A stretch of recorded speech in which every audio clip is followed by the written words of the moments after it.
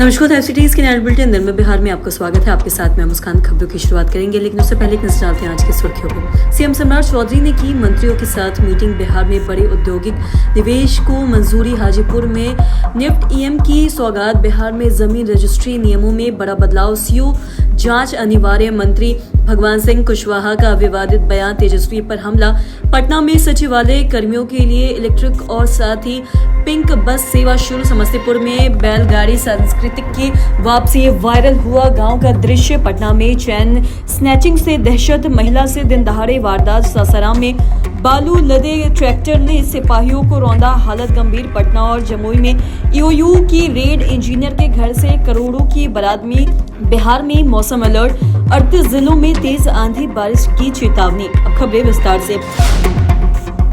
CM सम्राट चौधरी पटना के गर्दनीबाग ठाकुरबाड़ी स्थित श्री वासंती दुर्गा मंदिर पहुंचे। यहां उन्होंने मां दुर्गा की पूजा और आरती की। उन्होंने कहा कि मैंने मां से राज्य की सुख समृद्धि और समग्र विकास के लिए प्रार्थना की है। तो वहीं आपको बता दें कि बिहार में जमीन सर्वे का काम तेजी से निपट रहा है। तो वहीं बता दें कि मुख्यमंत्री सम्राट चौधरी की अध्यक्षता में भूमि सुधार विभाग की अहम बैठक आयोजित भी की गई है और साथ ही बैठक में विभागीय मंत्री दिलीप जायसवाल, वरिष्ठ अधिकारी और साथ ही भूमि सर्वे से जुड़े पदाधिकारी मौजूद रहे और बैठक खत्म होने के बाद सरकार ने साफ संकेत दिए कि पूरे बिहार में भूमि सर्वे और साथ ही भूमि परिमार्जन के काम में अब तेजी लाई जाएगी। और उन्होंने ये भी कहा है कि स्पेशल ड्राइव चलाकर पूरे बिहार में जमीन सर्वे के काम को पूरा करें।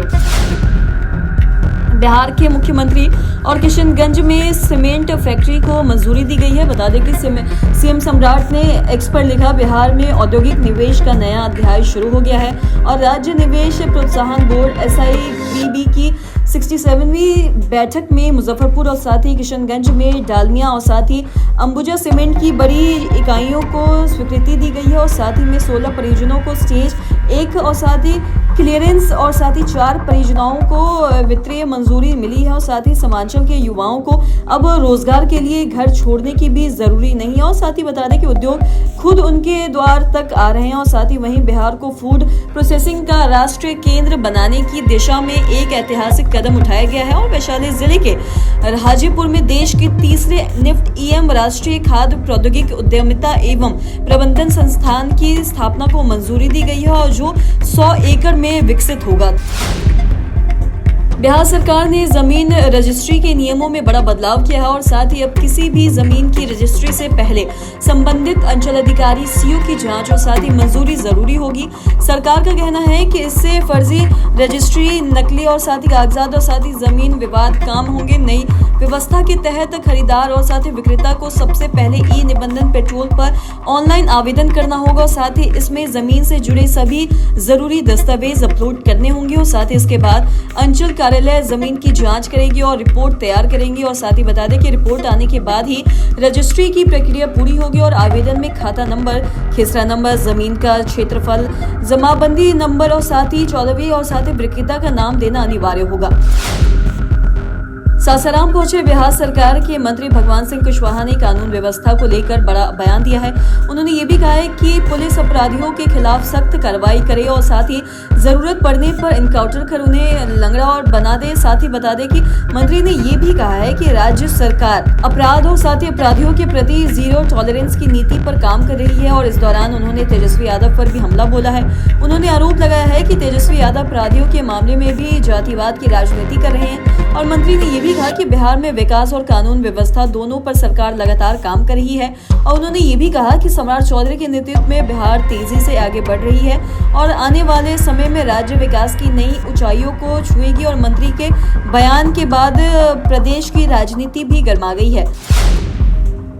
पटना में बिहार राज्य पथ परिवहन निगम द्वारा सचिवालय कर्मियों के 18 मई 2026 से विशेष इलेक्ट्रिक एवं पिक बस सेवा शुरू की जा रही है। और इस पहल का उद्देश्य सरकारी कर्मचारियों को सुरक्षित और समय पर परिवहन सुविधा उपलब्ध करवाना है और साथ ही में शहर में निजी वाहनों पर निर्भरता को काम करना भी है। बता दें कि परिवहन विभाग के अनुसार पटना में रोजाना हजारों कर्मचारी अपने निजी वाहनों से नया एवं पुराना सचिवालय आते जाते रहते हैं और जिससे ट्रैफिक जाम की समस्या भी काफी ज्यादा देखी जाती है और पेट्रोल डीजल की खपत भी अधिक होती है। नई इलेक्ट्रिक बस सेवा से इस समस्या में काफी हद तक राहत मिलने की भी उम्मीद है और राज्य सरकार पहले से ही पटना में 25 इलेक्ट्रिक बसों का सफल संचालन भी कर रही है। बता दें कि अब इन बसों को सचिवालय कर्मियों के लिए विशेष रूप से निर्धारित रूटों पर चलाया जाएगा और इससे कर्मचारियों को सीधे उनके कार्यस्थल तक पहुंचने की सुविधा मिलेगी और समय की बचत भी काफी देखी जाएगी।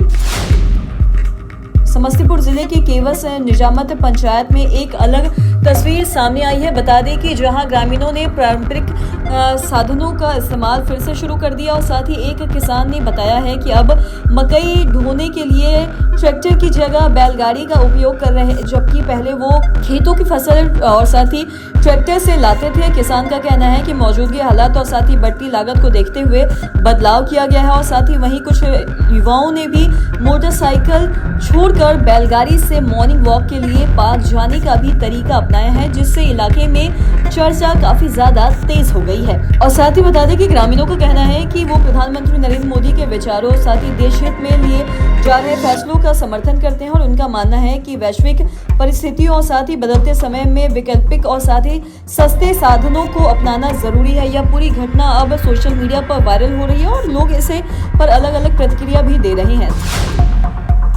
राजधानी पटना में अपराधियों का मनोबल लगातार बढ़ता जा रहा है और पुलिस की सक्रियता और साथ ही लगातार गश्ती के दावों को बावजूद बाइक सवार बदमाश खुलेआम आपराधिक घटनाओं को अंजाम देकर फरार हो गए और साथ ही ताजा मामला पटना के बुद्धा कॉलोनी थाना क्षेत्र के सामने आया है, जहां वह सावित्री पूजा करने निकली एक महिला को अपराधियों ने निशाना बनाया है और बदमाश महिला के गले सोने की चेन छीनकर मौके से फरार हो गई और साथ ही घटना के बाद इलाके में दहशत और साथ गर्मा गई और लोगों में आक्रोश भी काफी ज्यादा देखा गया। और जानकारी के अनुसार महिला सुबह पूजा के लिए निकली थी और साथ ही इसी दौरान पहले से घात लगाए बाइक सवार दो अपराधियों तेजी से पहुंचे और महिला के गले से चेन झपट ली और घटना इतनी तेजी से हुई कि आसपास मौजूद लोग कुछ समझ पाते उससे पहले ही बदमाश फरार हो चुका था।